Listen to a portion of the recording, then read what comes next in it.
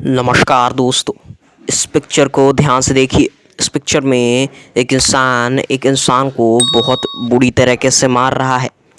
एक इंसान नहीं कह सकते, एक हैवान एक दलित आदमी को बहुत बुरी तरह से मार रहा है। और ये दलित पार्षद है जो बसपा का पार्षद है। ये पार्षद है मेरठ नगर का ये पार्षद है।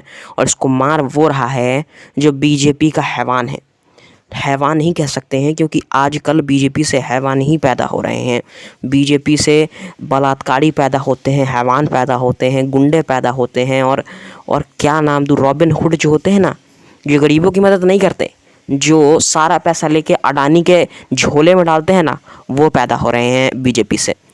और इन्हीं में से एक ये महाजन है जो मार रहे हैं बसपा विधायक को, मायावती के विधायक को नहीं, सॉरी, पार्षद को मार रहे हैं जो मेरठ जिले का पार्षद है। और उसको मार के ये समझ रहा है, अकेले मार के ये समझ रहा है कि ये मनवादी बहुत ही ज़्यादा आगे है, बहुत ऊपर है। लेकिन भीड़ में एक इंसान को मारने से उसे ये प्राप्त हुआ, उसकी ईगो सेटिस्फाई हुई, उसका जलन मिटा। क्यों? क्योंकि वो दलित है, इसीलिए वो मार रहा है। एक दलित होकर पार्षद कैसे बना, वो इसीलिए मार रहा है। और मायावती जी ने इस पर खुलकर एक बयान दिया कि यूपी के जिले के मेरठ में अभी हाल ही में भाजपा के मंत्री व विधायक द्वारा सत्ता में अहंकार अपनी दबंगई दिखाते हुए नगर दलित पार्षद पर दलित सरेआम मारपीट खाता हुआ अति दुखद है। ये जानकारी जो मैंने आपको दी बहुत ज़्यादा दुखद है, क्योंकि यहाँ पे दलितों को अगर इस तरह से मारा जा रहा है और वहीं पर एक जगह हिंदुत्व की बात की जा रही है, सनातन की बात की जा रही है, तो ये बहुत गलत है। यहाँ पे बताया जा रहा है कि दलित बहुत ऊपर है, दलित बहुत अच्छा है, कोई जाति नहीं है। लेकिन वहीं पर दलितों को मारा जा रहा है आरक्षण के लिए। वहीं पर दलितों को इसलिए मारा जा रहा है क्योंकि पार्षद बन रहे हैं, विधायक बन रहे हैं। लेकिन ये डरपोक मनवादी, ये डरपोक बीजेपी के विधायक नहीं जानते हैं कि अकेले मारने में और झुंड में आके मारने में कुत्तों की तरह बहुत फ़र्क होता है।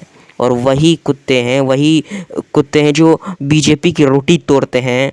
और अगर हाथ में सत्ता अगर किस दिन किसी और के हाथ में चली गई तो ये कुत्ते शायद ज़िंदा भी ना रहें।